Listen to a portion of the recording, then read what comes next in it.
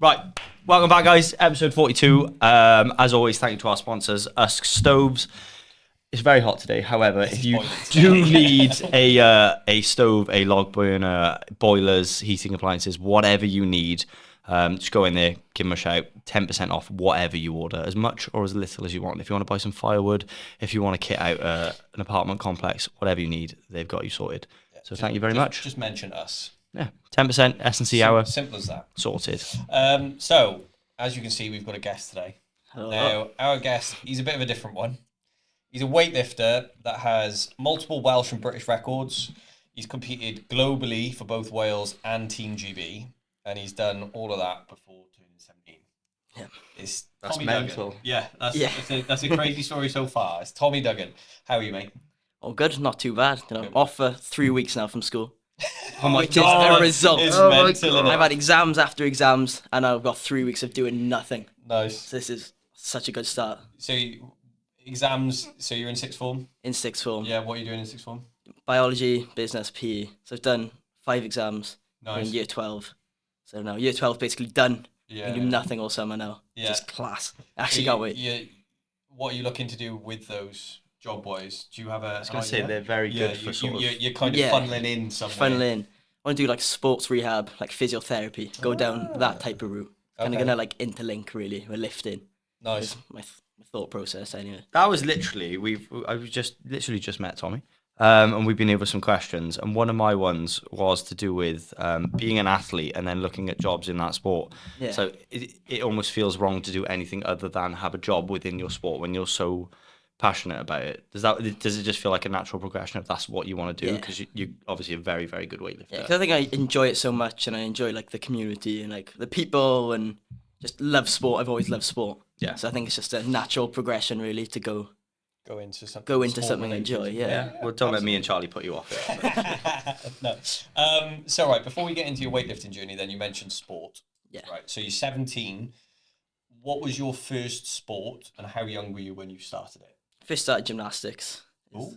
So Standard. did gymnastics, did like Nice. swimming like every other kid, and then as I started getting better at gymnastics, so the hours creep up, and then I'm doing 24 hours a week, compete for Wales about twice in gymnastics. Oh my God. Okay. Up until I did that until year 7, so Was like that 11, 10, 11, yeah, 11, years 11 old? 12 Yeah. probably. Yeah. Yeah. It's like after COVID, Yeah. I found it so hard to try and get back into it. Yeah, Because you've had 2 years, you've gone back about 3.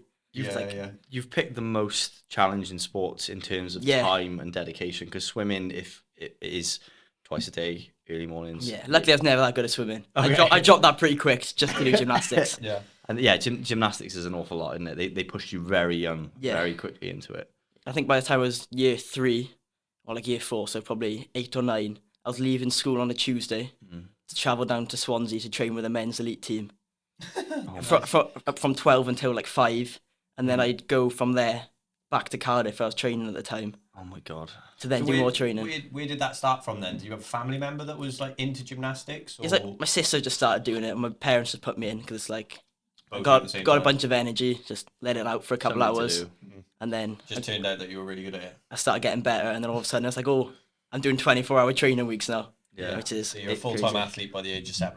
Yeah, literally. It's quite nice that your parents unknowingly put you into like, potentially like, the best like developmental sport for 100%. to go into anything. Such a good sport. Like I was on my way over here and I was going through some of your lifts, and what the first thing that struck me with the pictures was just your positions and your mobility is just bang on for everything you would need it for. I'm so grateful for that. Like, I think the hours and dedication gymnastics teaches you.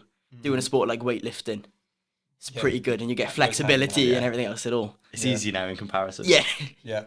it's much easier. So you went from gymnastics then. Did you ever play like a team sport, ball sport, contact sport? Yeah, I played rugby while Yeah. doing gymnastics as well.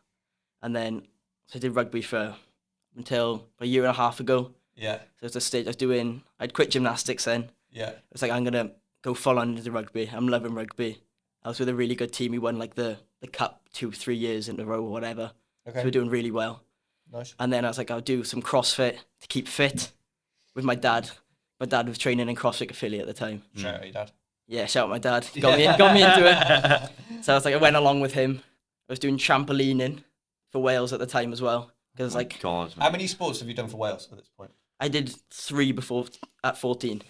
Three before the age of 40. Yeah, Right. it was pretty mad. So, position you played in rugby? Scrum half. Oh, of course you did. Of course, Yeah. Of course little you did. lippy one running of course around, you did. giving a large. It wasn't going to be lock forward or anything like that. was it? Not built like a prop.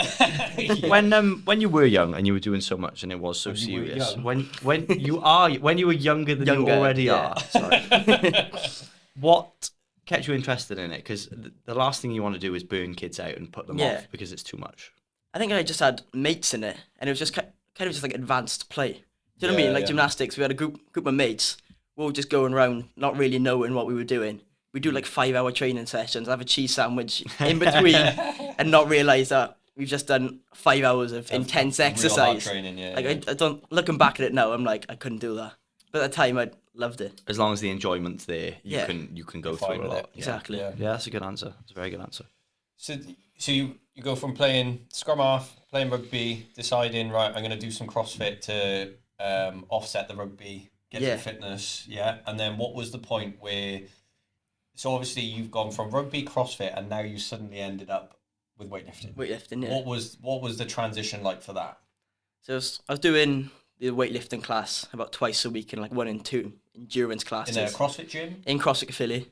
Yeah. And then when that shut down, we moved to like another local gym. Mm-hmm. Just kept the weightlifting classes and rugby up. And then we got a new coach, which is my coach now, Harry. Yeah. So he came into the gym Yeah. and he was like, oh, I really enjoyed it. He was a really good coach, I thought. I was like, oh, can I have a program? You know, I'm really enjoying weightlifting. He's like, oh yeah, you're quite good.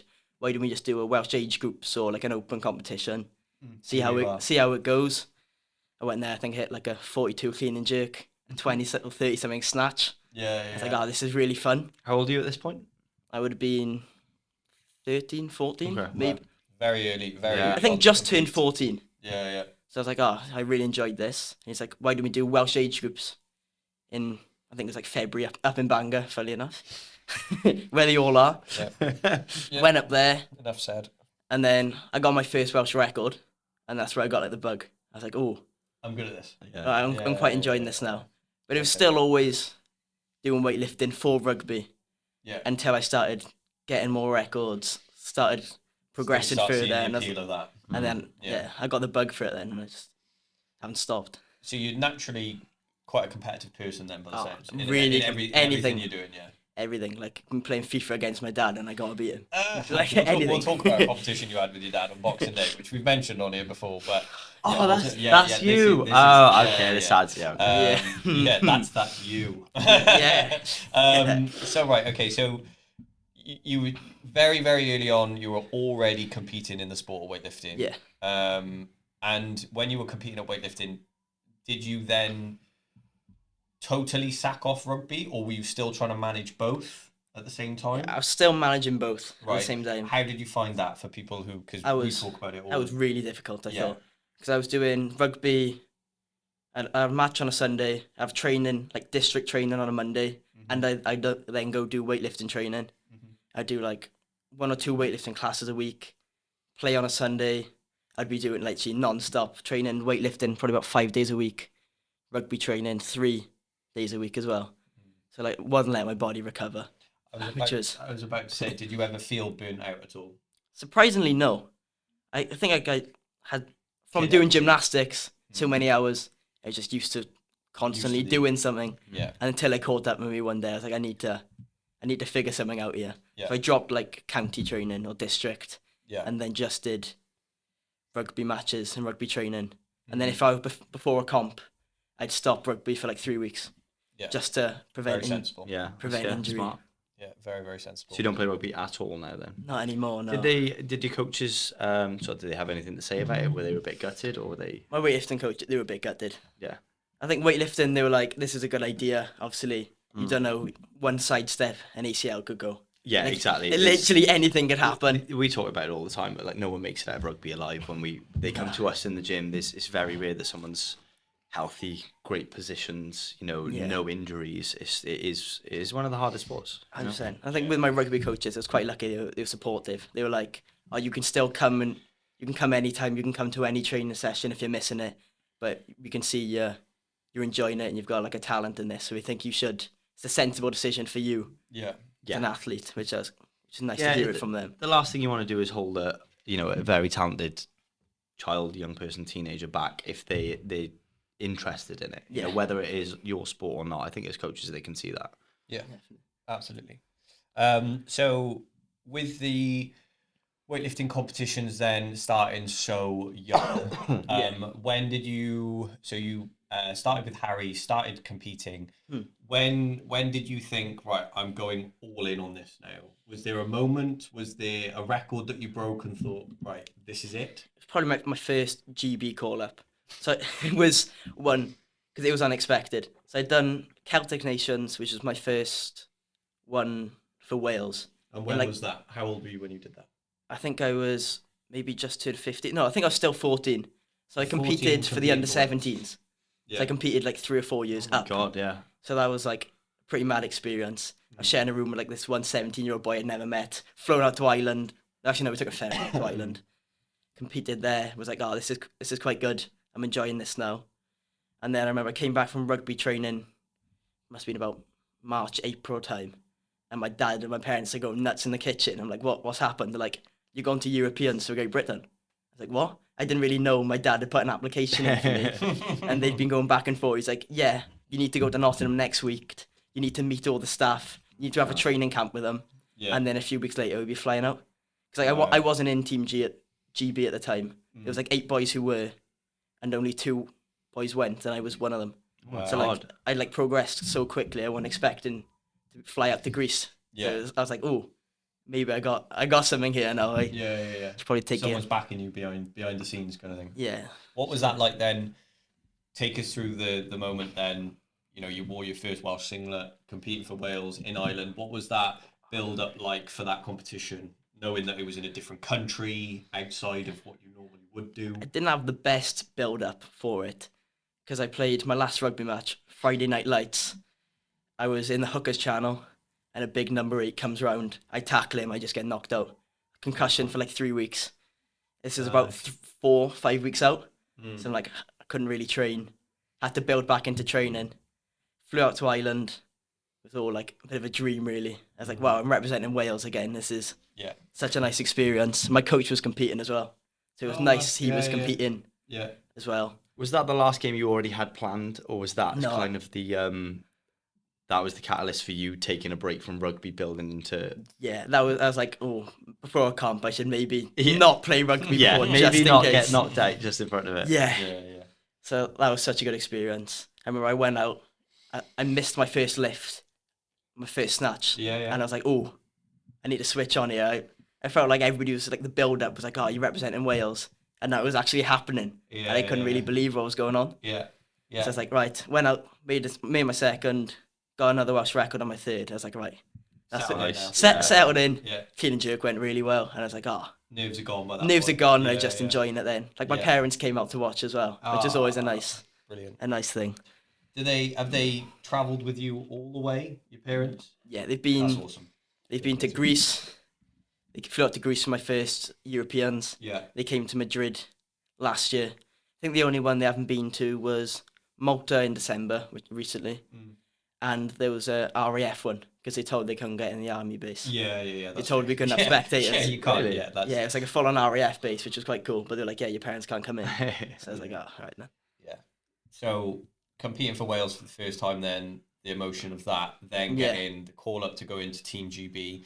What was there a big difference between competing for Wales and GB, or did it feel similar? Felt it was completely different. I think I felt like I got thrown in the deep end a bit. Because like I'd never met any of these British coaches. I wasn't on the team, and all of a sudden I'm now representing Great Britain, flying out to Greece with coaches I've never really met and a group of people I've spoke to for about a day. It was pretty crazy. And then because I was in the 49 category at the time, there was no real competition or people around my weight. So when I started competing at Europeans, it was kind of like. I was in the mix. So I was getting minuted.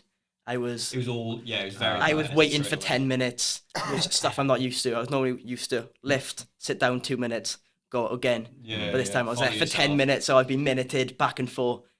It was just like, what's going on here? and like the standard of the Europeans. I remember I went to my first training hall session, walked in and a Georgian clean jerked 190. In your weight class? No, not my weight I was class. gonna say, No. Jesus He was Christ. like the heaviest weight class. I was in the 49s and he must have been in like the 110 pluses. Yeah. And I walked in, I just seen this kid just throwing around 190 for fun. I was like, what? Yeah. I think I had a boy snatch double body weight in my group, or close to double body weight. He was 13 or 14. I was like, wow. Did you feel like you got, it's called the rub in quotations for everyone watching, when you come from competing in your own gym or whatever, and then you go to a place like that where people are clean and jerking 190 and you go, this is real, like this is achievable, these people are doing it and I'm in the mix with them. Yeah, I think at first there was like a bit of imposter syndrome. I was kind of like, whoa, the standard here is crazy. Am I good enough to be here? Yeah. Like, what's going on? I had no clue what to expect. And then like afterwards, once you see where I'm like ranking within my groups, and I'm like, oh, I'm not actually in last place. I was like 6th at the time on a bad day, and I was like, for only 18 months in the sport, if someone told me, you know, in a year and a half's time, that I'd come 6th in Europe, well, I'd be pretty buzzing. So once I thought of it like that, I was like, oh, okay, I've got a chance here, and I think I should pursue it. Yeah, it becomes a real thing then at that point, doesn't it? Of like, I can actually do this. Yeah, 100%. Right, that's absolutely. I think that's an important point that you've just mentioned there about being thrown in the deep end for anyone who is your age that's maybe trying to compete for Wales or GB. You're gonna have to adapt to so many different situations. Every competition you go to, you'll have new faces, like you said, new faces, new people that you're talking to, new coaches, new everything. You know, we spoke about it on a podcast recently where we said about with Mike Webb saying, you know, you have a normal coach to a certain degree, and then obviously you go and compete for your country, and then if you're lucky enough that your coach is in with that country, it's great. If not, you're in with someone totally new and totally different. So, you know, at your age now, the blessing that you're going to have is because you've competed multiple times, you will start to make relationships with all these other coaches and all these other people. But for anyone who's kind of going to a camp straight away, like you did, thrown in the deep end, get used to that. I think it's the best way. I think I was thrown in the deep end, so now when I go to other competitions, I'm alright with it. I know what to expect now. I know how different coaches are going to react. Yeah. And you kind of just know to be alert. Yeah. Because like I remember I sat back down after missing my second attempt at Europeans, and then they're like, "You need to go again." I was like, "What do you mean?" They're like, "You've been minuted. Go." Yeah. I was like, "What? What's this?" I was like, "What's this?" They're like, "You need to go now." And then I overpulled it and missed the lift. But I think it was the initial shock. So with the Team GB, what did you hit, and what was your kind of numbers then? I think then I hit 67 snatch, and my best was 70, and I think I hit like a 82 clean and jerk. I only went 2 out of 6. That's okay. At that one, which was like, I didn't bomb. I missed my first clean and jerk as well. So to come back and actually make another one. Takes a lot of guts, that does. I think that's quite almost a grown-up way of looking at it as well, that you go in and you are in the deep end and you're almost like, this is as bad as it gets. And that's a reference point going forward. After this, it's okay. Yeah. And I'm always going to say, and I don't know if you're in this position yet, but like when you have like your first job, like obviously you being so young, your first job is awful. But then every job you get after that, you go, oh, well, at least it's not as bad as that. Yeah, I worked in Sports Direct last year. Oh, there we are. That was awful. There you go. Yeah. That's what I'm thinking. If I get a job this summer, it's not going to be worse than working on ladies' footwear in Sports Direct. It's not going to get much worse than that. Yeah. So, since that GB comp, have you... how many more competitions have you done since then, or is it just countless since then? All the time. I'm competing all the time. How many? Go on then. How many times a year do you compete? I think this year I've done like 2 like pathway comps in Nottingham, they're called. So like more relaxed competitions. Where it's like you set it up in the gym. They do it like Bundesliga style. So it's where everybody does their first lift and everybody does their second, everybody does their sit. So there's no minuting. More like powerlifting. More like a powerlifting event. So I've done 2 of those. Done Welsh age groups this year. Done British Championships. I got another one now in 3 weeks. So I probably do a year anywhere between 8 to 12 comps, which is a lot because not a lot of people normally do 3, 4 if you're pushing it. I think if when you start to get older, I think you will end up doing less. And especially if you're settled in certain squads and also settled in with your numbers, you'll start to Have do to do a lot less less. because it's not so much you'll have to do a lot less. It just means you won't have to do as many. Yeah. So like once you've like at the moment you're chasing a total at your next competition, aren't you? We're going to talk about goals and stuff like that, but you're chasing a total once you're above those totals and you're a regular staple in a team, like you don't need to be. I'm going to compete this month, next month, the month after. It's once you're in, you're kind of stuck. Yeah. You know? Like last year especially, I was trying to hit like the totals for Europeans again, and I went to my first comp, bombed out on snatch. Then I was like, right, I need to compete again. So 2 weeks later, competed, went 3 out of 6, didn't hit the total. Then went to resilience, made one snatch again. I kept only making one snatch. I think I had like some mental block. I'm not sure what was going on. Went to resilience, made one snatch. I was only going for this total. Tried 100, missed it.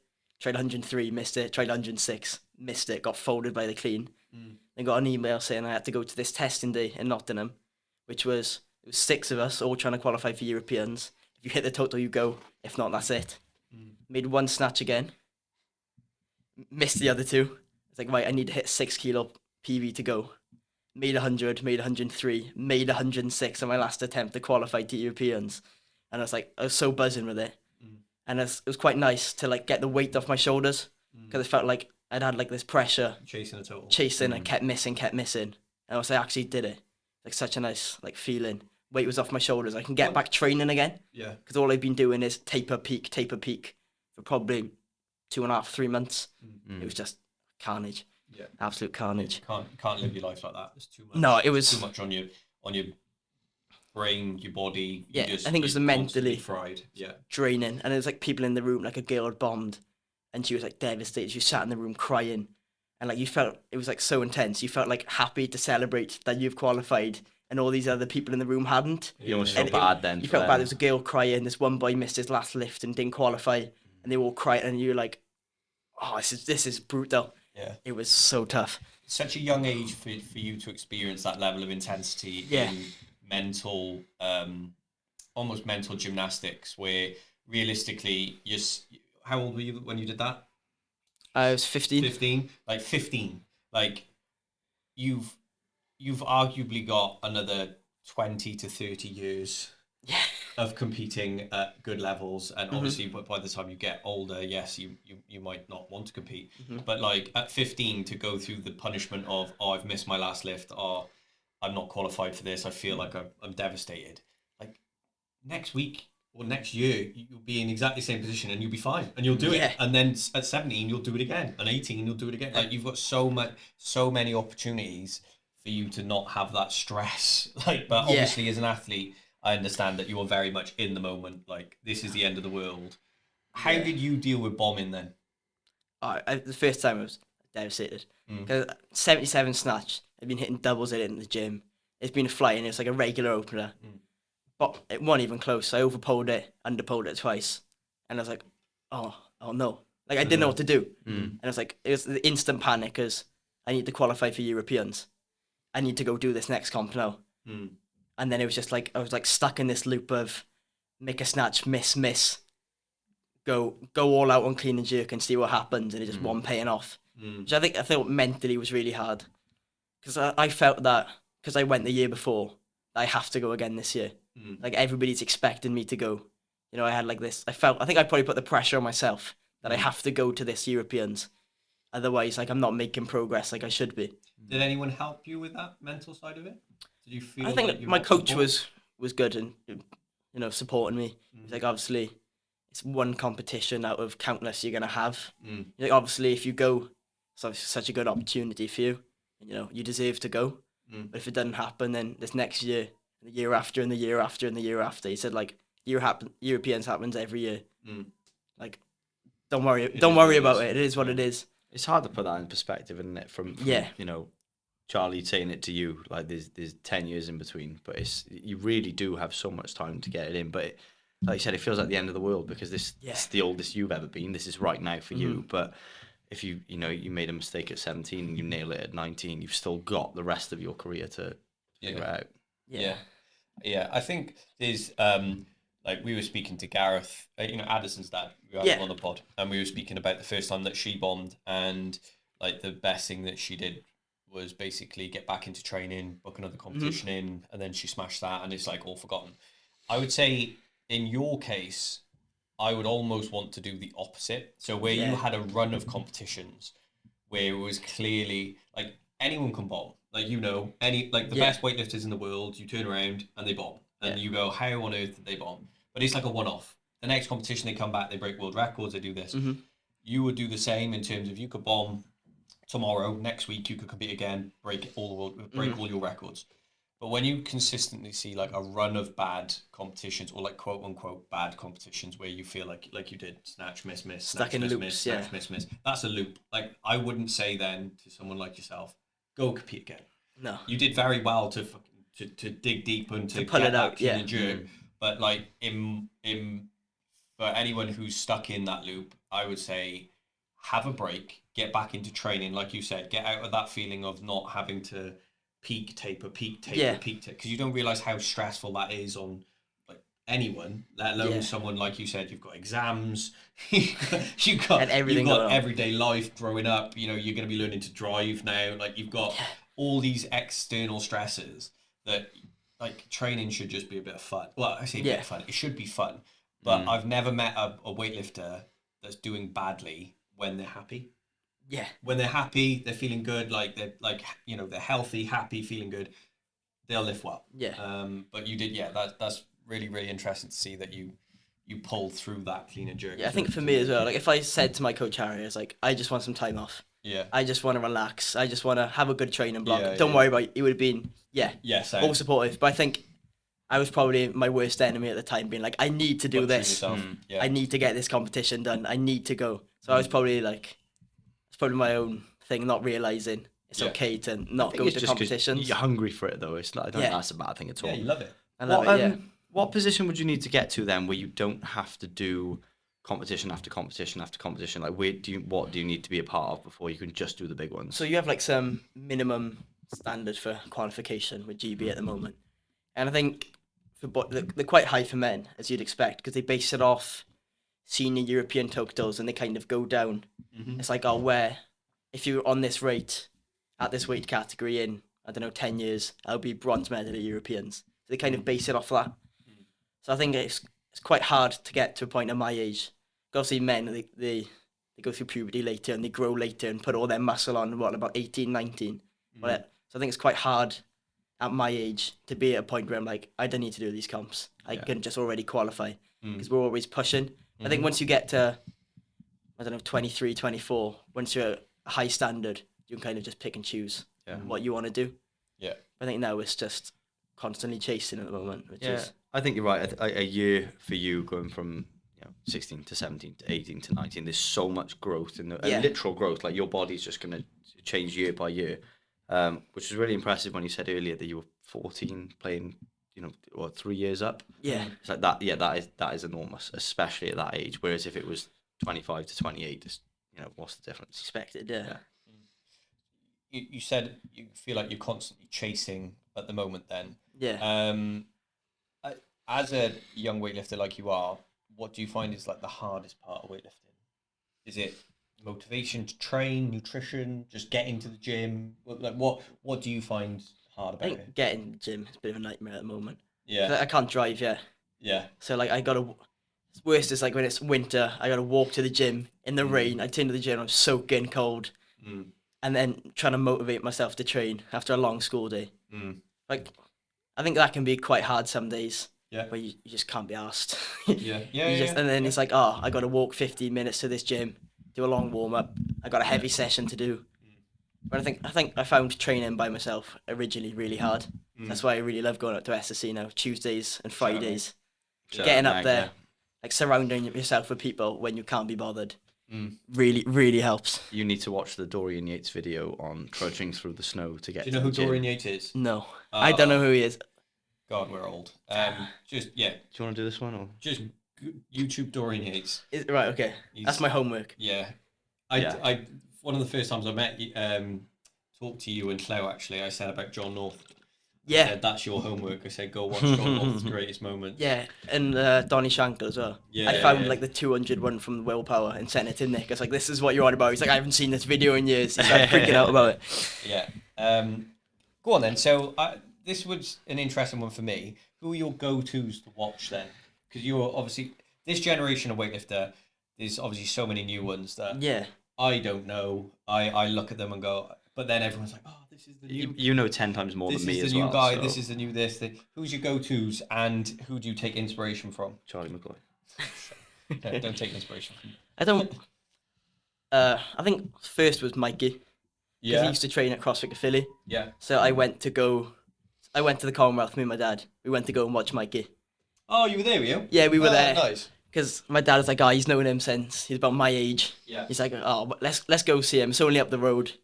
So I've always like looked up to Mikey, especially since I seen him training. And he's a real person to you as well. He's not just like pixels on a screen. Like his dad coached me at my first comp and like things like that. I was trained. I was always around Julian. Yeah, he trained me. Coached me at my first comp and it was around me like that. This is how old we are, because I remember Mikey going to Willpower and being a kid, and now he's in the other position. It's funny because you saying that, for me, watching you and Llewellyn, shout out Llewellyn, is like, me and Nick say it all the time, it's like watching Mikey and Geordie. Yeah. So it's like your inspiration might be Mikey, but you're pretty much going to be Mikey. And pretty much going to be the next Geordie, if he keeps growing, that is. Which I hope he does. So okay, so you is it anyone else technically that you look at and go, oh wow, like I take inspiration from that? Not really. I quite like Carlos's fight, like how he would just like chuck any weight on the bar and give it a crack. Yeah. I quite like that. Hampton Morris as well, like the American 60. Yeah, it's pretty good. I don't really watch too much weightlifting. I wouldn't go sit there and watch European Championships or anything. I think I'd just rather see the old clip on Instagram, watch the big stuff, and then move about my day. Yeah, no, I get you. No, I think it's quite healthy being like that. Yeah, be like that. Don't. Well, I say don't. You can do what you want, obviously. Yeah. But like when you were totally absorbed by weightlifting and like every minute of the day you're weightlifting, you will get bored. Like you will just be like I'm not nerding out over weightlifters. The European Championships just gone. I was having lunch with this one Bulgarian guy. I didn't know who he was, and he's called Botev. So if you know who he is, this is criminal. He's like the best Bulgarian heavyweight lifter. I would sit across from this guy and just be like, I didn't either. God. So I sat there with one of the British coaches just having lunch with him, and I didn't know who he was. I was just sat there having a chat to him. He's really nice guy. And then Chris, if you want, Google. Yeah, he's Google like 110 lifter. How do I spell this gentleman's name? I'll show you him now. So he was like this one of the best Bulgarian lifters of all time. Yeah. And I was just sat there. I didn't know who he was. I was sat there, just eating my lunch, ham sandwich or something with him. And then old school. Stefan Botev. You were having lunch with. I was having lunch with him. This fucking. He was a really nice guy. He did a 250 clean and jerk. As you say, he's got 245 on the bar there. Freak. Yeah. How is his English? He was alright actually. Isn't that mad? Having lunch with fucking one of Bulgaria's best ever athletes. Yeah. And Christian, the British coach, was like, "Do you know who that was?" I was like, "No." I just assumed he was some coach or something. I didn't know who he was. Yeah. And he was like, "This is Botev." 250 kilo clean. Oh my. Yeah, he said when we were having lunch with him, he said he'd gone into because I had lunch with him the next day. Then once I knew who he was, he said he'd gone into 260 clean and jerk. I was this guy's him. I see what you mean about that being criminal. Yeah. That's funny. And Christian was like, the British coach was like, "Do you not know who he is?" I was like, "Nah, who is he?"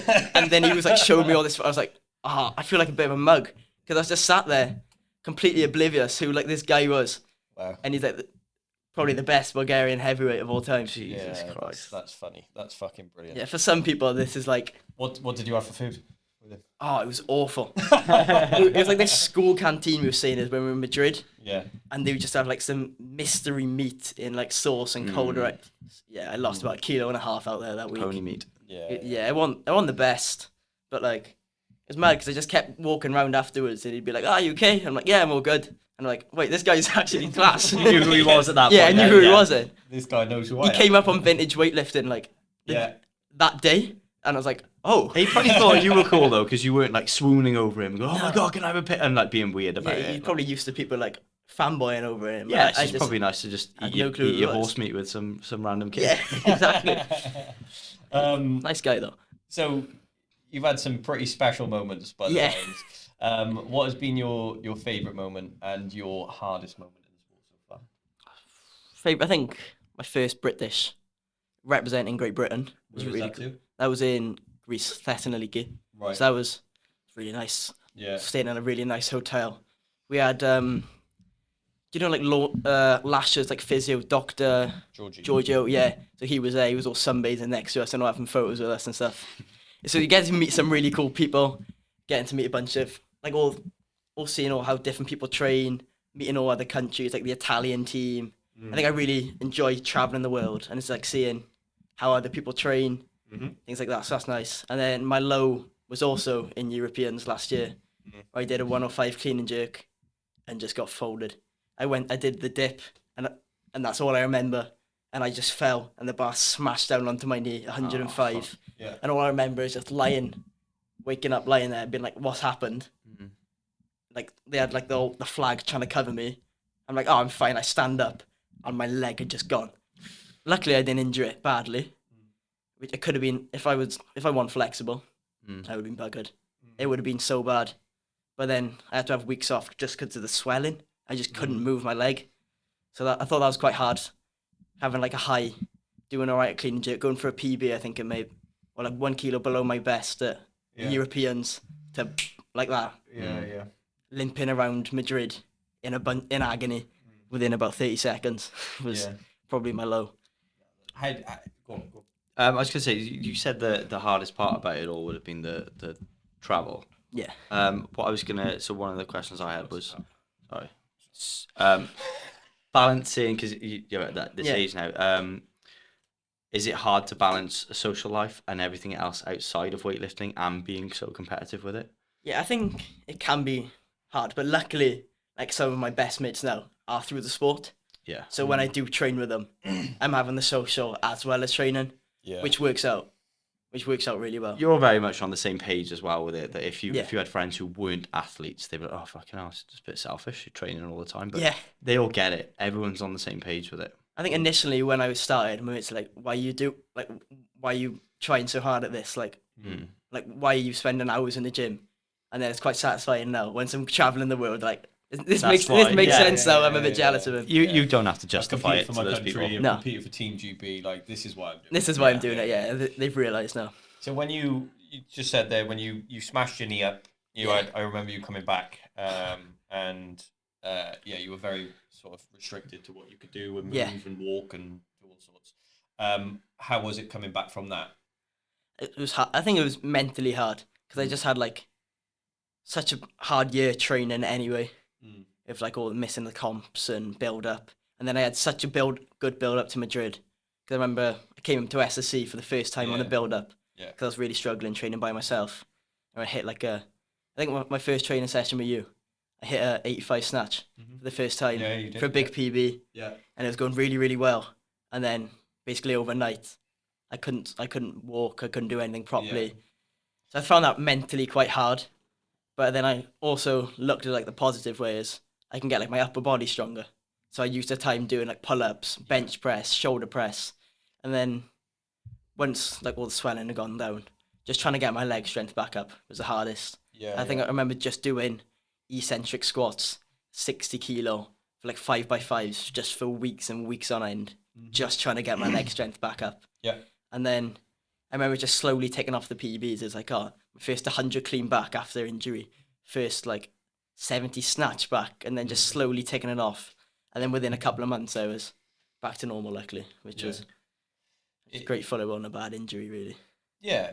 I think, though, everything you've just said there is, like, one thing that I'm going to say about you is you're wise beyond your years already. I think down to your experience, but the way you handle certain situations and the way you speak. Like, I know plenty of people who were my age that wouldn't have had that approach that you had, and they would have, like you said, you had to spend weeks and weeks at 60 kilos, just 60 kilos, no more, no less, just 60 kilos, 60 kilos, 60 kilos. Whereas I know I've been in that situation and I've rushed it, and I've also learned that you can't rush it, and you've done that from the off, which I think is wise beyond your years, where You've taken the opportunity, like you said, you've seen the injury as an opportunity rather than a total negative, which is, again, wise beyond your years, because lots of people would just go, I'm banged up, I'm going to just stop. I can't do this anymore, give up, do whatever, turn to whatever. So, I would say, that's the experience that you've had, I wouldn't say is a normal experience. Which is really good, like really complimentary to you. Like the way you handled the injury. Like I remember watching you coming in and doing, I think it was like snatch from block at like 60 kilos, but you could only power it. Yeah. And it was like just rep on rep. And you weren't bored of it. You weren't, obviously, you didn't look bored of it. No. You probably were in your head. You were probably going, oh, for God's sake, I'm only doing this. But like you said, down to that dedication and not being silly, within 2, 3, 4 months, you were back to 100 kilo cleans, 70 kilo snatches. And then now you're above that. You're way above that. It's just a point in time. And I think what that is going to do for you is, touch wood, you never get injured ever again. No. Like I never say, oh yeah. But the likelihood of you having like adaptations or niggles or injuries or little bits that you have to chop and change, you will understand that, okay, it's not the end of the world. Yeah. I can do this, I can try that. And, I know that if I see you doing that, I know you're sensible enough to just do it, not to suddenly go, oh yeah, I'm all right. And then just boom, all of a sudden it's a 6 month, 8 month, 12 month out of the game. Yeah. Because I remember at that time I was doing it, I still had like an MRI. So they thought when I was just doing like single leg box squats and all little bits, I think I was just grateful that I knew it wasn't like a ACL or anything. And once I got it confirmed that I hadn't tore anything on my knee, luckily, I was just more grateful that I will be all right in a few months and I can use an opportunity to get strong. Do something in the meantime. I think, like you said, Charlie, that is one of the sort of almost the best attributes you could have is being wise beyond your years, in the sense of you've taken 3 or 4 months here to get back to normal, but having that attitude of actually being smart about it might add 5 years to your lifting career down the road. So taking a very small step back and being disciplined there it'll pay dividends down the road. You do have another 12 years of lifting ahead of you, so just be as smart as you can. Fucking whatever you want. Like the way you lift and the way you train, you're a very dedicated, hard-working individual. You train really hard, you put the reps in, you don't half-ass anything. Like as a 17-year-old, like I said, you train as if you've been training for 10, 15, 20 years already, because you understand that, like, we've had conversations where you've had hard sessions. It's like, suck it up. Yeah. Suck it up. Like, it is what it, like, if you're 17 and you're in Team GB, like, suck it up. Gotta do, the Bulgarian guy over there who's 17, he's doing this. Like, suck it up. Like, he's on gear, though. But it's like, at that stage, it's, you're dealing with let's say, an adult's worth of pressure in a teenager's body and mind, but you're dealing with it, and you're dealing with it really well. I think you have been training for that, almost a decade or so, though, in some capacity, and it's just fortunate that you've built up all these, all the discipline and everything that you would need to do well in sports in another sport that hasn't beaten you up in a certain way. I was, just before we move on, I was going to ask, so you said about building up your squat again when your upper body was okay. Did you notice, coming from gymnastics, there was a bit of a disparity between upper body strength and lower body, or did the rugby in the meantime kind of see that off? I think, like, coming from gymnastics, I think my general body strength has got like pull-ups, like a lot of bodyweight exercises. I thought I was really good at. I think things like squats, I think I wasn't very strong in like squatting, deadlifting, all those generic base movements.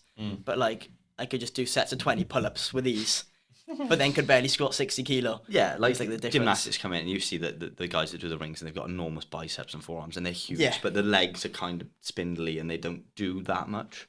I think for me, like with gymnasts who came to CrossFit, they really struggled with cleans, squats, deadlifts, but their upper body strength was just on another level. Yeah, like I think we've just spent, me and my coach Harry, months and years even, just trying to get my leg strengths up. And it's probably now only just got up where it should be.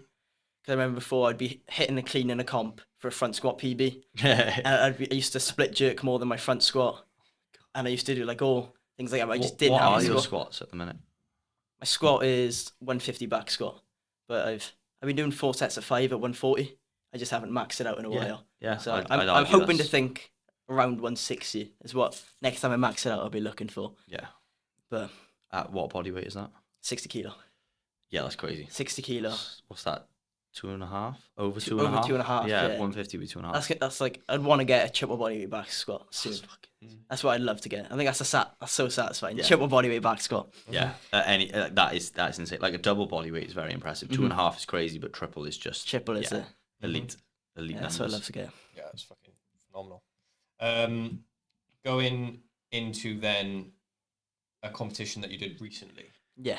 So let's talk about the British Champs. British Champs on Yeah, Saturday. so Last Saturday. British Champs was last Saturday. I was quite fortunate to witness your build-up Yeah. in most training sessions. Mm-hmm. You were there for all my big ones. Yeah, all the big ones. All the big ones. All the big ones. And your build-up, I would say, was very good. Yeah, I don't think it could You have. would probably say otherwise in certain sessions. Oh, yeah. Yeah, there were some very tense moments of walking outside and giving Oh yourself yeah, I have to have a and then word with coming myself back. a lot. Yeah. If I miss a lift, I just leave the gym. Like Yeah. especially those sessions I'm really struggling with, and it's like I just have to go out, have a minute to myself, and then luckily when I come back in, I got Charlie and Nick screaming at me, and it gives me the boost I need. Yeah. So go through then the British Champ in terms of the day and the numbers that you put up, because you put up some serious numbers before in training, and then you had a really good build-up. Talk about the day. Yeah, so I'll go for the training to start with. So Yeah, training the block was really well. I remember I hit a 120 block clean, no sleeve or belt, Yeah. which was like a 10, 12 kilo PB maybe. I think I was hitting 90 plus block snatches regularly. My jerk, I think I was jerking 120 pluses week in, week out. Yeah. And then I was getting more comfortable with 115 clean and jerk. So we were just slowly creeping up the weight each week. So I was feeling quite confident going into it. And then last Saturday, early morning group, which is never great, 7 o'clock weigh-in. Just a bit of a rough start to the day. But it was like, right, get in, get some monsters down me. Get the caffeine flowing, I'll be flying. So warm up was going really well. Hit 88 in the back as a final attempt. I was like, I'm feeling quite good. This is going to go well. Went out 92, nearly missed it, actually. It looks like a nice lift on camera, but I had to really save it with my shoulders, because I think I just rushed to get under it. Then I think I had like about 5-minute wait, because we had a really competitive group. So 5-minute wait, maybe even longer. Went, hit 96, smoked it. It's probably the nicest snatch I've ever done. It's really nice. Went out, had 100 on the bar. Went out, thought I had it, stood it up, and then see 3 red lights. And I'm like, what's gone on? And I was just in disbelief, because like the 100 snatch, 5 kilo PB, it's like doing it at the British Champs is like, it's like the pinnacle. You can't make it up. And then it was just no lift. I was like, what? I was so confused. Everybody around me was so confused. I was like, right, I'm gonna have to go clean and jerk now. Anyway, I need to pick myself up a bit. Why was it a no lift? We think a press out. Called for a press, wasn't it? Called for a press. We think. It wasn't. There's like these. This is where I think weightlifting is just so fucking dull in certain circumstances. Like there's no consistency. It's a bit like VAR in football at the moment, right? Yeah. Like VAR is there for a reason, but if you keep like VAR is meant to help the sport, right? But if then that starts becoming negative on the sport, then it's like, well, you're there to do a job. You're not doing a job. The judges. Like, you watch that snatch, I've watched it from a couple of different people, like, videos and whatnot. All the different angles. You look at it and you go, that's a good snatch. Like, there's no massive arm bend. And then I saw plenty of other people at the same competition on the same day with the same judges get lifted or good lifted with a press out. Is there a video of this on Instagram, or is it? Yes. Okay. Yeah. And it's a very, very good lift. And I just think for someone, you take in the consideration of the lift. Yeah. 17 years old, 100 kilo snatch, smokes it, and you're gonna all no lift him for what? Like, I just think, for me, it's bollocks. But there we are.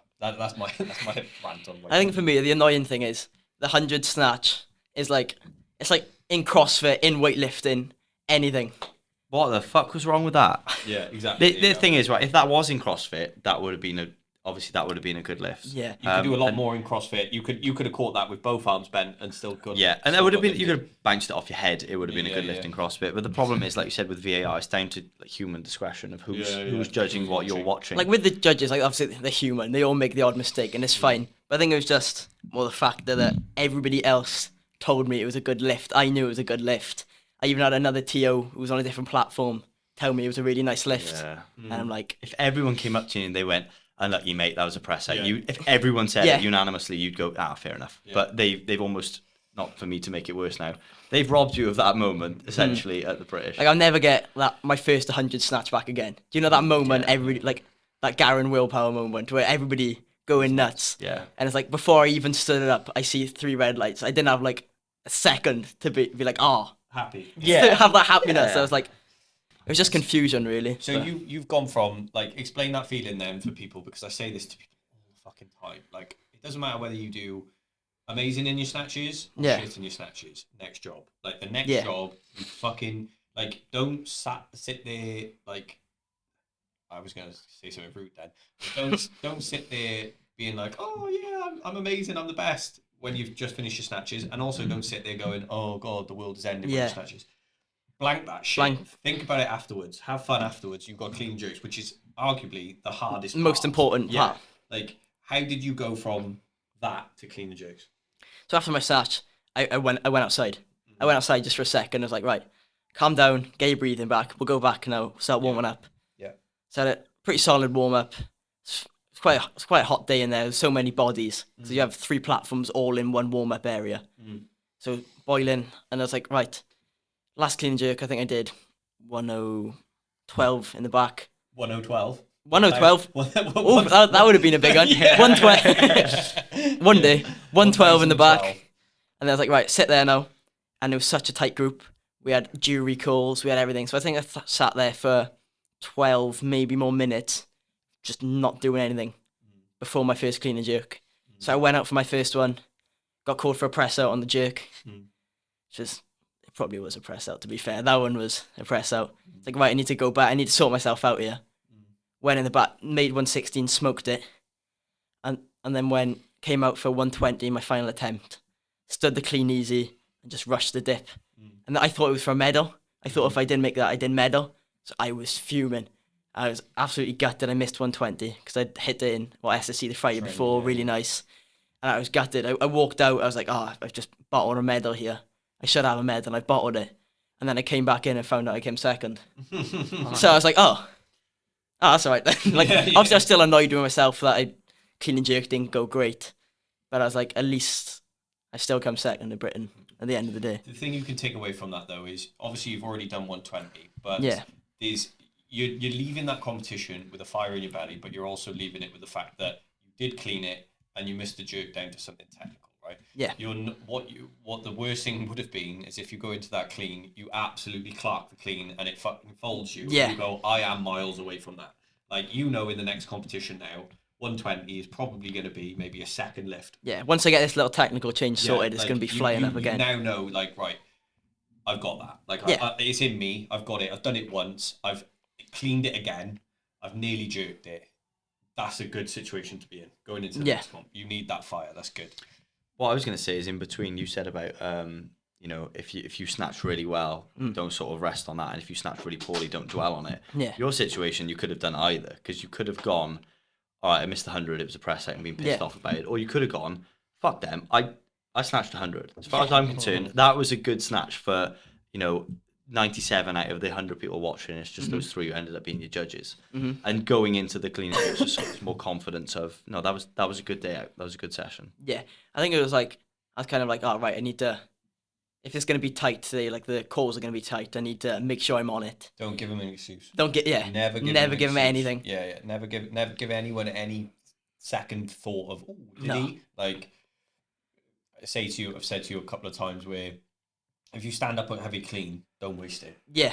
Like, do not think about being tired or trying to change something or your legs not working. Or do not fucking waste it. Like, make the most out of that jerk, because when you're in those situations, like you said, if you've got tight judges, they're like a judge, I think, should be looking for reasons to give you a lift rather than necessarily every single part to take it away from you. Yeah. Like, I think an athlete should have a little bit more benefit of the doubt of, okay, maybe his or her shoulders, like the disparity between seeing a jerk and seeing someone's shoulders drop but their elbows stay locked out. Yeah. Some people will say, oh, that's a press out. It's not. Their arms are locked out. It's just their shoulders have sunk.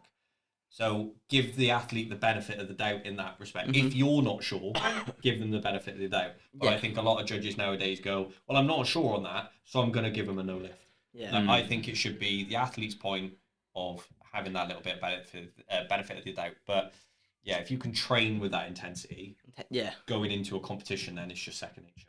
Yeah. Innocent until proven guilty. Yes, exactly that.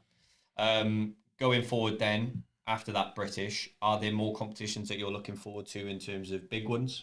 I'm hoping to qualify for Youth Europeans later this year. Okay, and what do you need for that? I think there's like certain totals you need to hit. I'm not fully sure. Okay. I may have done it, I may not have, but like you kind of have to wait for the qualification period to close, and then they have to have all the meetings, and then they send out emails, and like I think it's probably a couple of weeks time I'll find out, and then which is in Kosovo. Nice. I have no clue what that would be that? like. Yeah. I think it's like Albania, Serbia way. And then I'm hoping to qualify for under 20s Europeans, which is in Albania, which is in October. So I was 3 kilos short of British. Right.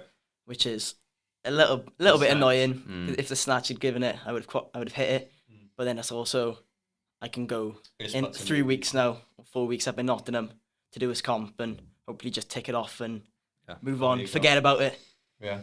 So that's cool. That'd be the goal. Goals going forward then, obviously everyone says I want to get stronger. Yeah. Are there numbers that you in particular are close to getting or want to get? And if you can, like we've done a running theme of sending death threats on this podcast, send a death threat to what you want. But for this year, I'd want to be like in contention in Europeans. I'd want to be like up in the mix. Yeah. I'd want to be like looking for medals, trying to get a nice total. Because for the past 2 Europeans, I haven't had like a great day on any of them. So this one, I kind of want to go out and have a stormer, really. Do you know what sort of lifts you would have to make to be in contention for a top 3? They vary each year. Like last year, like 2 years ago for snatch, I think it was 100 for bronze, which I've done. But then like last year, I think I needed like 106 for bronze. So like it really varies on the group and on the day. And not on the day. So you never know until like the preliminary entries are out, and then you can try and work things out. Yeah. And then for like at my death threat, I reckon I want to snatch double bodyweight. That's something I really want to do, because not many people, I think only 5 in Gaz, Chris, and a couple other people. There's only 5 in the UK have ever done it. Yeah. So I think that'd be a cool. Yeah. That's awesome. A cool list to join of people. And a triple bodyweight squat. Yeah, triple bodyweight squat. So at the minute that'd be around 180 for you. About 180, yeah. That's legit. Nice. That'd be nice. That'd be really nice. You might want to death threat the squats with your dad. On Boxing Day. Yeah. So yeah, well, I'm gonna beat my dad on Boxing Day. I will. I will have him. Okay, so if he starts squatting from now, then he's got to wait for a 180 squat by the time Boxing Day comes around. Then is it? How big is your dad? It's about 75, 80 kilo. Okay, so he's got a bit of weight on you then. Yeah. He's a bit broken at the moment. Oh, he hasn't been lifting. He's got like some nerve damage, so like So I got the upper hand at the moment. Yeah, just about. But that squat day was good. It was humbling. It was really humbling. Yeah. How did that go on? We're nearly there. But how did that feel? Squatting with your dad. It was good fun. Yeah. Like, we're traveling up. He's like, I'll be happy if I get like a 120 squat. And I'm like, okay, so I should beat you. And I was thinking, mine's about 130. I think I made 130, missed 135, and then my dad just hits it. I'm like, oh no. And Meg's going with the camera, rubbing it in my face, going, way! And everybody was going nuts. And then he hit 140, and he hit 145, and then he hit 151. And I was like, where's he pulled that from? All he's been doing in training is probably like a 110 squats. Dad strength. Just pulled it out to beat me. Yeah. And is that a common theme? Like every Boxing Day now, we're going to do a max out at Meg's? That's been like that for years. Right, you'll have to come. I come? Yeah, all right, Abby. If you listen to this, bring it up. If you don't bring it up at all, we won't talk about it again. Yeah, Boxing Day was the willpower thing. Turn up. Justin used to come in everyone. probably yeah, still it half was, cut. it was everyone. You did some front people squats this stay year, there. didn't it? I think so. We're all squatting Yeah, I heavy. think It was I front good. squatted, yeah. Yeah, all right, big squats on Boxing Day just then. big Yeah, it's squats, good fun. Nothing else. Turn up after a day on the lash over Christmas or fully fed, not whatever. Just Yeah, turn up, fully rock fed, up I think, for me. in whatever thing you can dress as and just fucking Have a just go. squat. Have pajamas on. Yeah. Yeah, cool. I thought we'd finish on a little bit of advice. Mhm. So my main bit of advice, if I could give you anything, Yeah. right, any piece of advice, is just enjoy it. Yeah. So why I'm saying that is you are a very good trainer, very intense trainer, really well. Like you, like I said, wise beyond your years. Like the stories that people are going to listen to already that you've accomplished at the age of 14, 15, 16, and now 17. Some people don't do in their lifetime, right? So you're already well ahead. Yeah. But what I will say is just enjoy the moments and actually smile through them. Like I think I said to you the other day when you PB'd something. Yeah. I can't remember what it was, with clean and jerk or something. Yeah, it was my clean and jerk. Clean and jerk, yeah. So I remember that session you were having a bit of not a stinker, but you missed 108 or something like that, 13. Yeah. I missed 108 warming up. Yeah. I think I had a really hard day. I was like feeling battered, long day in school. Yeah. I was going up and I had like my last heavy one before British. Yeah. And I was like really feeling it.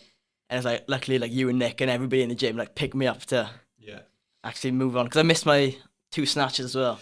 Yeah, missed your snatches, then went on to clean and jerk, missed the 1 clean and jerk, and then I think you went up anyway. Yeah. And made it, and then you made all the rest of them and made you clean and jerk. And can you remember what I said to you when you made that clean and jerk? Call me a bell end and told me to so- smile. Yeah. So to listeners, that's not abuse. Basically, No, I actually needed that. basically, yeah. So when like you're so wrapped up as an athlete sometimes that you're so sort of like wrapped up in the numbers game or the fatigue game, and sometimes it's just like, oh yes, like thank God I've hit this weight. But it's 120. It's 2 reds. Double It's a body big. weight. It's double body weight. It's a brilliant lift, brilliant achievement. And for me to watch, like you are, 17 years old, double body weight clean and jerk, putting the bar down, and the first thing you don't do is smile. Yeah. It was like that moment, like that will be one of the biggest moments. Double body weight clean and jerk. Like everyone remembers, like you, unfortunately for you, the 100 kilo snatch was taken away, but you will remember the 100 kilo snatch. You will remember that 100 kilo snatch more than you will the 103, the 105. The big milestones, yeah. Until you hit 110, and then you'll hit 120, and then you'll hit 130, and you'll be like, you'll remember it, right? But that 120, 2 slabs of beef, and you didn't smile, and you said, fucking smile, you bell end. You've just hit 120, and it was like, just enjoy it. Just enjoy it, Just enjoy it. Like you've worked hard. You've trained really hard. This isn't a fluke. Like you're not fluking 120 like double body weight clean jerks. Like you don't just rock up and do it. No. You've earned that. You smashed it after a hard session. Just turn around and go, Nice. Yeah, like a little celebration. Yeah, well done. You know, like It's the most depressing video ever. I just throw off about and just go. Yeah. That's literally all I do. You're allowed to be proud of yourself at that point. you know, and so many people don't do it now, and especially the whole, we talk about it all the time, like the Instagram thing of what's good, what's not. Am I comparing myself to others?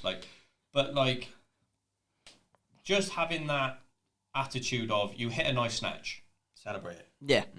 You hit a nice clean jerk, celebrate it. Hit a nice squat, celebrate it. Because like I said earlier, I've never met a weightlifter that's happy that doesn't do well. Yeah. Because as soon as you go, I've hit a 120 clean and jerk, but it's Yeah. what's the point? What's the point? When are you going to be happy? Like if you're going to clean and jerk 125, 130, 140, like you'll probably be doing 160s, 170s. When are you going to be happy? Yeah. So like my bit of advice would be, and that's not a dig, that's like to any teenager, any kids, because I think kids, like I've lived with a lot of teenagers and like young 20s, and sometimes it's like not being too shy to show the emotional side. Yeah. But I think sometimes people hide that side. Like look at Cleo. Yeah, you scream the house down. Because he's been in that willpower environment, right? He wasn't like that when we first met him. No. He wasn't. Shy as fuck. Just in the, like, shout out Clem, but shy. Mm-hmm. Great kid, got stuck in, never said boo to a goose. Now, he looks like he's going to punch your head in when he fucking... You can't turn your back on him. Like he's a lunatic, but it means something. Yeah. It's like that show of, I've done it, you know? Yeah, I think I need to understand more when I have a good session. Because, like, for me, I could hit PBs, but I missed one snatch. And all I think of, I've missed a snatch, I'm gutted. Yeah. It's like you said on the pod the other day, didn't you? Yeah. You were, like, talking about what's a good, and, like, how social media, like, affects people's perspectives. I think I need to learn to, once I have a good session, actually be like, you know what, that was good, yeah. Give a bit myself, like, cut myself some slack. The session you had the other day when you were block cleaning and block snatching. Yeah. And you had just block snatched, I think it was 90 or something, and then you went, you had just block snatched 90 for a single, and then a couple of weeks later you were trying to double it. Yeah. And you would make the first, miss the second, make the first, miss the second, or miss the first, make the second, and then all of a sudden you like make. And you were just fuming. And I was looking at him and I was like, he doesn't realise that 3 weeks ago I watched him at that for the first time. Yeah. It was like, he's already it was like a 5 kilo PB. Yeah, like he's 3 weeks already ago. trying to double it, and he's gone outside about 3 times. He looks fuming. I thought I'm not going to say anything to him because he's in the moment, and I'll try and give him a little technical pointer if I need to or whatever. A lot of the time I just leave you alone because I just think he's doing what he needs to do. Just crack on. Yeah. But then he comes to the cleans from block. I've just seen him clean 120 from the block for the first time, and it was a good lift. It was hard. Great. Well done. All of a sudden he's trying to double it from the block. Yeah, it was the week later, I think. It was next to no time, and he makes the first, misses the second, goes under, can't stand it up. He's fuming. Second set, I'm thinking, fucking hell, that's good. He's going for a second set, yeah? Makes the first, misses the second.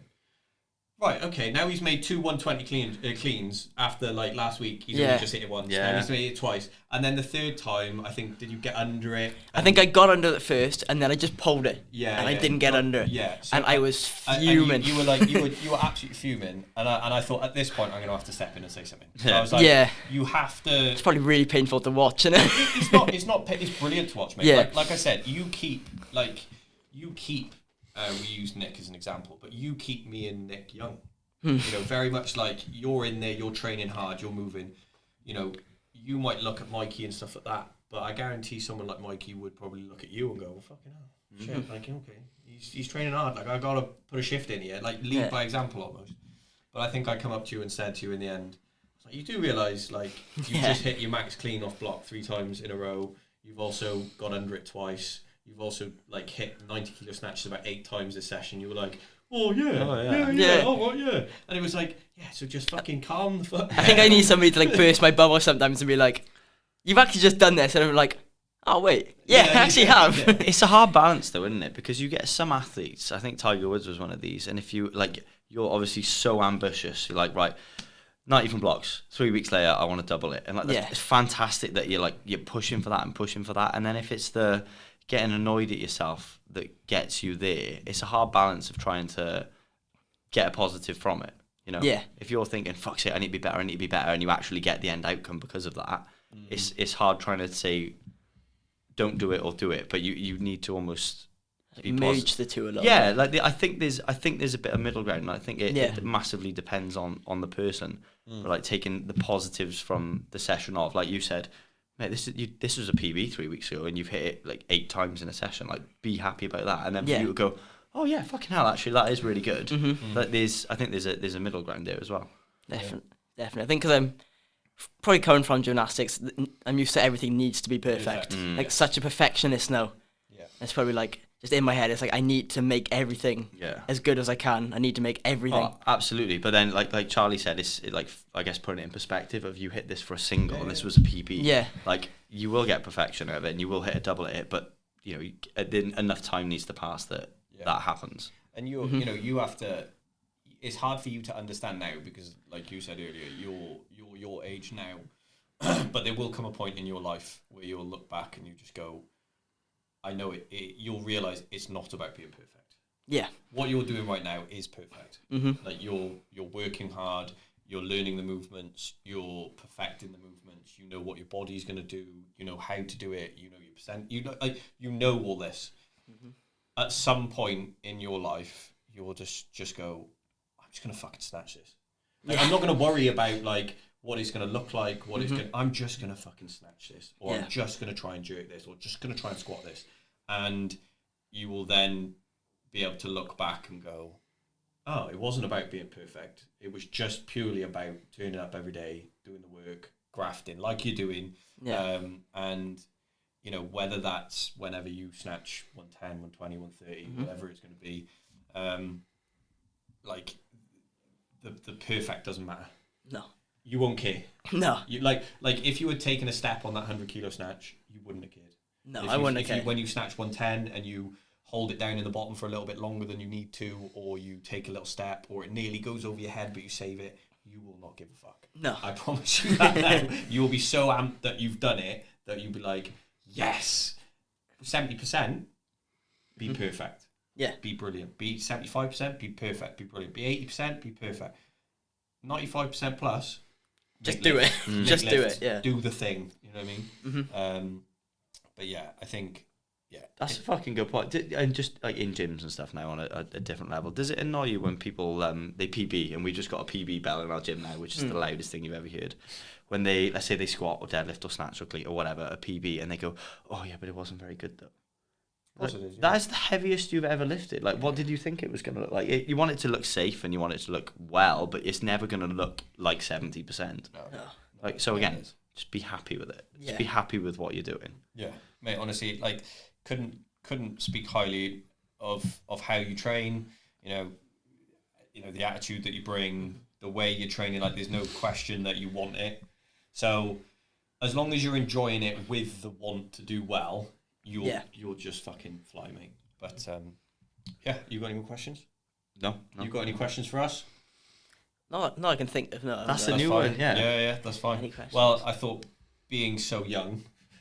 Well, you didn't know. Actually, I've got a good question. How do you find like coaching younger athletes? I fucking absolutely love it. You love it, yeah. Love Easy it, as yeah. fuck. Do you know why? And I wish someone grabbed me.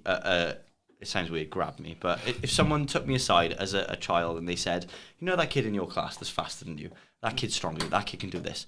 You can literally change your body by training towards something, and you can be fast, you can be strong, you can be fit. It just wasn't like, but when me and Charlie were kids, it just wasn't sort of common knowledge that you could train. Training wasn't a thing when we were kids, preteens, teenagers. And myself, as far as long as the kids want to be there, like best thing in the world. Yeah. Charlie? Oh yeah, just easy. Like kids, just it's like Play-Doh. They just mold to whatever you want them to do. You know, they can hit all the positions. They don't moan. They don't complain. They see it as fun. They enjoy it. It's like a game, isn't it? It's exciting. It's a game. It's fun. It's exciting. It's fresh. It's new. You know, they're not looking at snatches going, oh, but I can't because my rotator cuff I smashed when I was playing rugby. You know, they're just going, what's this? Boom, boom. That's how they do that, is it? Yeah. I mean, coaching young adults, like, something that I definitely want to do more of in the long run. But it's nice. Yeah, imagine it'd be really satisfying once you have someone young and then you like take them quite far. Yeah. Like my coach now, he's had me since probably like squatting. I was about to say, ask like your coach how 45, it feels. 50 kilo. Yeah. And like to know, I'm sure it's pretty satisfying feeling. It's a different relationship than taking someone who's already an adult and they're already good and you make them a bit better. So you take someone from, I don't know, 10, 12, 14, and then you see them 3, 4, 5 years later, and you've got this relationship with this person. You really, really care about them and their training. You are so invested in it. It's just, it makes it all so much more worthwhile. Yeah. You know, you see them grow and they hit their goals and you play a small part in it. And it's the best thing in the world. Must be such a nice feeling. I got two left. I just realised. In terms of then, you just mentioned the helping kids, right? So me and Sam get a lot of mums and dads message us or ask us, like, should my kid lift weights? What would you say to a parent that's looking at, like you were, 13, 14, 12, 11, whatever it was, to get into the sport? What would you say? 100%. Just do it. Yeah. I think, like, as long as you're not, like, killing the kid, chucking them, I don't know if they're squatting and looks like their hips about to pop out of place. And like that video. Let's presume the training is good. Healthy, safe training. Yeah. I think it's one of the best things you can do because it's like, teaches you like discipline, motivation, and it's also fun, and just general other strength. I think it's one of the best things you can do, like preventing injuries as well. I think it's just absolutely. It's probably the best thing you can do. Stunting your growth thing always annoys me. Yeah, absolute bollocks. I'm just short anyway, and stunting And so you yourself have done a bit of coaching. Yeah. At the moment. Oh yeah. How are you finding that? And Fun. is it something that you want to do long term? I'm really enjoying coaching. Like Emily, she's the only person I coach. So it's kind of like accidentally fell into coaching her. So like, do you know Josh from Willpower? Yes. Yeah. So his dad started coaching Emily. Funnily enough. So he was coaching her, and he was like, "Oh, can you come like while I'm there with her, do some technical bits, whatever." I was like, "Yeah, that's fine. I can do that." And I got to know her more, started enjoying it. And then we've done we've done 2 comps now, the max strength and SSC one, which was good. She did really well. She did really well as well. 6 out of 6 in PBs. Yeah. So she can't really complain. I can't complain about that. It didn't get much better. I think it's quite a nice feeling. When she got into the gym, she'd never done snatching, done cleaning, done anything. And now seeing her like actually want to do it, and she's getting stronger, and she's enjoying like the program I write her, and all things like that. She's my only athlete I have. Good. So I just keep it like that for a bit of fun for me. I'm learning on the go as well, as much as she is. So it's kind of like we're both learning at the same time. Great way. Which works really well. Yeah, falling into coaching is almost one of the best ways to do it when you get approached, rather than you've almost not like forcing it on people, but they come to you because you're worthwhile. Yeah, just kind of all aligned really, and now she's improving. She's hitting back squat PBs left, right, and centre. She's strong as anything. So how does that make you feel? It's pretty satisfying. I love it. Yeah. I remember buzzing after that comp. I was so happy for her. I remember we all went to the pub afterwards and we all celebrated. Yeah, it was brilliant. Absolutely loved it. Yeah. Yeah, I love celebrating. Good. Mate, that's really good. Well, look, good luck for this year. Obviously, I'll be training with you weekly anyway. Weekend, so yeah. I'll be up to you see how it goes. with some Tommy updates as we go through the pods. But yeah, good luck with the competitions, mate. And just keep smashing the training, mate. Just keep turning up, keep doing it. And big things are on the horizon for you, mate. Yeah. Thank you for having me. Thank you, Tommy. I'll see you Boxing Day. Boxing Day, you'll be there. We'll go for it. Dad squatting 200. Lovely. Right, sweet.